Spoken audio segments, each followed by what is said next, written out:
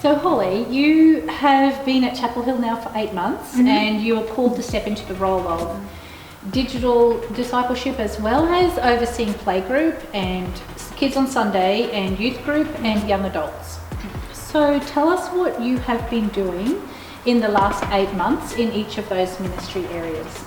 Yeah, so originally when I started, I wanted to be really intentional about getting to know the community and getting to know the people. And so for the first couple of months, I really just embedded myself in the community, in the ministry groups, in what we're doing, and just the culture of the church. So I really wanted to be intentional about just listening and learning and watching for the heart of this church and finding out where I could be helpful and use my gifts and where I would sort of fit into the future vision of the church. So that's sort of what I did for the first little bit. And then now I've really sort of hit the ground running with a couple of different things. Playgroup is doing really well. There is a great team down there who run Playgroup on a Wednesday morning. When I started, it was originally on a Friday as well, but just through volunteer situations, we went down to one day. And I think probably the most exciting and encouraging thing is that the parents miss it. So they're consistently asking for extra days and wanting us to be on holidays. So whatever we're doing down there is working really well because there is still a want for it and a more, I guess, from them. So that's been really cool. But we've introduced like songs back in and stories and free play and morning tea. And I think each term we just try something new and add on something different into that space. So it's been really rewarding. How many families would you get each week on average? On average, probably about 9 families, and then most of those have multiple children. So you're looking at sort of anywhere between like 18 and 20 kids roughly on a Wednesday morning, and it's like 9:30 till 11. So they're there for a bit over an hour and a half, and yeah, they just have a really good time. They just play and they love it, and it's fun to be really creative in that space. So it's been really good. Yeah. But youth group's been going really well too. Again, there's already a phenomenal team there that has made that happen. But I think one of the things that I wanted to do moving into that space is be more intentional with the topics that we're talking about. So we put on a really good night and a really fun and engaging program, and that's, I think, a real strength of 180 in particular. But the one thing I wanted was to be more intentional about what we're talking about and why we're talking about those things and make them relevant to them and what they're dealing with. So we've been going through a book called 10 Things You Should Know as a Christian, and it's been really helpful. I think we've done a lot of deep diving into topics around identity and purpose, and in a couple of weeks we've got one coming up that's like, where does science and the Bible fit together? So some really interesting topics, which has been sort of my heart to be really like intentional with what we're saying to them and what we're talking about, because it needs to be relevant and things that they're doing and saying. But also we have been engaging with Encounter. So the Presbytery all-in youth nights have been really great. So we hosted the first one in March, I believe it was. And yeah, we've been going to a couple since then. So it's really cool. There's another one coming up that'll be a big all-in night. So trying to engage in the larger church community has been really positive for us too. So how many kids would come to 180? You're probably looking at like 25 to 30 kids a night. It ebbs and flows. Obviously, teenagers have social lives and high school's stressful, so sometimes peak exam times are a bit difficult. But yeah, generally 25 to 30 like regular kids. And I'd say probably maybe 10 of them actually attend the church. There's a lot of additional friends and coming and people who just come because they love it and they have a good time. So that's really good. Great. That's awesome. Kids on Sunday is probably my biggest challenge area, I would say. Just trying to find a way to get families engaging in church community has been a bit of a challenge. I know that as I was arriving, we had a lot of families exiting, so that's been really challenging to kind of step into a ministry that is sort of non-existent, I guess, a little bit at the moment. I did, however, go to an incredible training in July called Godly Play, and that taught me some really great skills and approaches to children's ministry and just different ways to take it. So I'm in prayer about how that's going to fit into our ministry and our children's ministry, and I've got a couple ideas that I'm going to try probably next term. But yeah, that's probably honestly my biggest area of prayer at the moment is just, Lord, what are we doing, and please bring the kids. So yeah, that's been interesting. We've also got young adults, which has been a lot. Again, we had a lot of young adults sort of leave towards the end of the year, get married and move away, and so that's been a really challenging spot. We do still regularly meet on a Wednesday night for young adults. It's a faith life group, which is amazing. But again, the people who attend that don't really attend that church, which is interesting for me because I've never experienced that before. I've always sort of been a part of a church that the young adults is all the people that you see on a Sunday. So navigating that's been interesting, and trying to find topics and things and a way to kind of keep them engaged has been, yeah, a bit of a challenge, but something that, you know, we're in the process of trialing a new setup at the moment, and we'll reflect on that at the end of the year and see how we go and just reevaluate. That's pretty much all you can do. But probably the biggest thing is the digital ministry side of it all. So that's probably the most unknown to people, I would say, and probably the most under the radar, which is quite interesting. I think part of my role was to come up with the digital ministry strategy, which I've now done, and really prayed over a vision for what that was going to look like, because it's not really been done sort of before, particularly in the Uniting Church space. So that's been really interesting and rewarding, and had its own list of challenges. We do have quite a small team also, so that presents some challenges. But I think we've now got a vision. I think I presented that vision a couple of weeks ago, and I think people are really on board with it. It's more just now, how do we sort of roll it out? And we're trialing a couple of different things. We're way more active on our socials now.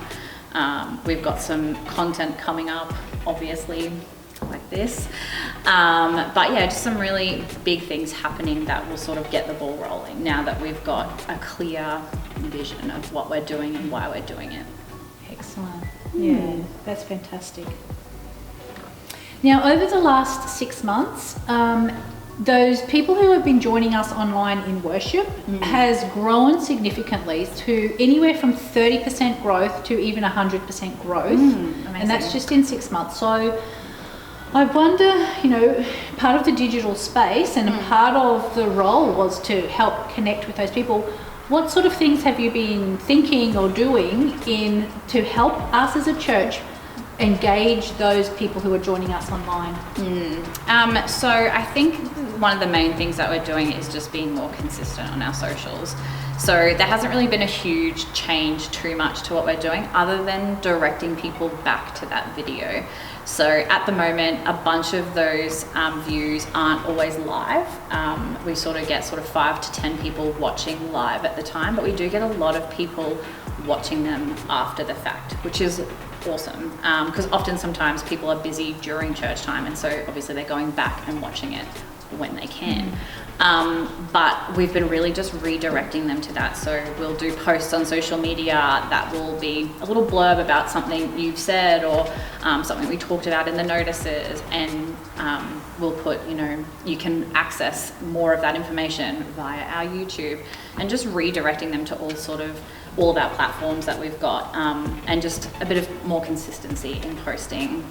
We also, when I started, had a bunch of different social sites, and we've kind of narrowed it down to 1 or 2 main sites. So we use Instagram and Facebook and YouTube, and then obviously we've got our website. So our links to our YouTube are on all of those platforms, and vice versa. A lot of our other links are. So we're just really embedding it all together and making sure it's all a nice little unit. So potentially the increase in online views has come from people actually engaging in our social media. Yes. Clicking the link and checking it out. Yeah, definitely. And thinking, what a good looking minister. That's actually what they're thinking. We put that in the notes too. So what are some ministry goals that you have for 2024? So in the digital space, I definitely have a goal of getting more followers. I know some people might see that as a bit of a superficial goal, but it's not about the numbers game, it's about the connection and the community. And I think the more people we have viewing our content, the more likely people are to share that content, and you never know who it will reach and who needs to hear what we're saying. So my big goal in the digital space is consistency, and just trying new things, just not being afraid to try something and see if it works, and if it doesn't, then that's fine. But just being able to step up and kind of trial something different. So consistency in content is going to be a big one. We really want to revamp our YouTube for not just being a live stream platform, but to really put other kind of positive and healthy content out there. There's a lot of awful content, and so we would like to be able to kind of put our 2 cents in there and make it sort of a more positive place. And we know that our young people are engaging in videos and YouTube and spending their time doing that. So I think it'd be a great platform. So one of my main goals in that space is to just create more content with the intention of gaining some more followers and getting more engagement in our content, which will really help with our vision. So that's one of them. I obviously would love to see our kids ministry grow. I would really like to, my prayer is to find a way to merge playgroup and Kids on Sunday into sort of being more connected. So finding a way to get those playgroup parents engaged in church and then bringing their kids along. I think that's probably our biggest ministry one for kids at the moment. And also looking into other ways of getting kids aware that, you know, we're here and we do have a Sunday school, and that's something that's available to them. So that is a big goal, and unclear as to yet how to sort of get that happening, but prayerful that that's something that, you know, God's on board with, which would be great. And then I think my last goal would probably just be to really create opportunities for the ministry groups that I'm a part of to get out into the community. So doing things more outside of just what we're doing here and getting out more. That's a big goal, particularly for youth group. I think we have such a great opportunity there to go into our community and help our young people like serve others, and I think that is a goal for next year, definitely, to be out more. Awesome. So the ministries we can celebrate as playgroup. Absolutely. And I heard you say a goal is to try and transition those playgroup families into some sort of faith-based encounters with Jesus. 180 is going gangbusters. With the topics of discussion and also the fun elements. Young adults is sort of finding their feet, considering there's been an exodus of young adults. Kids on Sundays really struggling, and digital discipleship is starting to pick up momentum. And I think what I heard, which really excites me, is that since you've been posting regularly, since you've actually been engaging in the digital space, our online views have just skyrocketed. And so I'm seeing some fruit here that we as a church can celebrate. What I want to ask is, how can the members of Chapel Hill Uniting Church support your goals and the ministry that you are exercising here? I mean, it probably goes without saying, prayer goes a long way. Just really praying for me, to be honest, and just all the ministry groups that we've got going on in the church, but also to engage with our content, engage with what we're doing and get involved. And it might be something that's not for you, or something that you're like, I don't really love social media, or I don't care. But if you're on it and you see something that we post, a simple like goes a long way. The more likes we get, the more engagement that the algorithm sees us getting, and we show up on people's pages more often than if they're just following us. So just engaging with what we're doing. And if you see something that we post, like it. If you see us ask a question on the socials, answer it. Comments go a long way for creating engagement in those areas. And so that would be very helpful. And also just, this is a bit of a like taboo one, but I know that, we always are needing new resources. So if you've got anything that you want to donate to us, I'm sure there's something that we can use it for. Heather gives often donates stuff to Playgroup and creates fun, amazing things for us to use there. So things like old phones, or like weird buttons, like just anything that you think like could be a fun, creative, crafty thing. I think that is really helpful. Resources goes a long way in terms of creating fun and creative ideas and different things. So yeah. Awesome. Yeah. Sounds like you've got a great volunteer base in all of these ministries, and so that is something that we can give thanks to God for. Absolutely. Those people who faithfully serve in those ministries and have done most likely for a couple of years. Yes, for sure. And so, is there any final words of encouragement that you would like to give to the church? I think I would just like to say that things are happening, and sometimes things happen behind the scenes before you see them, and they take a bit of time to get momentum and build on what has already been the foundation that I've walked in on. And so I would say just be encouraged that things are happening, and that we've got ideas, and we haven't given up on any of our ministries, and that we're just really prayerfully investing in these in the way that we think right now is the best. And if I would just say, like, if anyone has any great ideas or has any questions about any of those, like, I'm an open book. Like, come and talk to me, and I'd be happy to like chat and tell you all the things that we're doing, and hopefully we'll be getting some more photos of things so that people can see what's happening in the life of this church, because there is a lot of great things going on, and I guess unless you're a part of it, you don't really see it. So if you're not there on a Friday night, you don't know what youth does, and so being able to capture those moments, I think will be really helpful in letting people see what is going on and what amazing things are actually happening here. Awesome, thank you. So thank you for stepping into the role, and thank you volunteers for serving. Absolutely. Thank you to the congregation for supporting and praying and encouraging these ministries. Yeah. Thank you, Holly. No worries, thank you.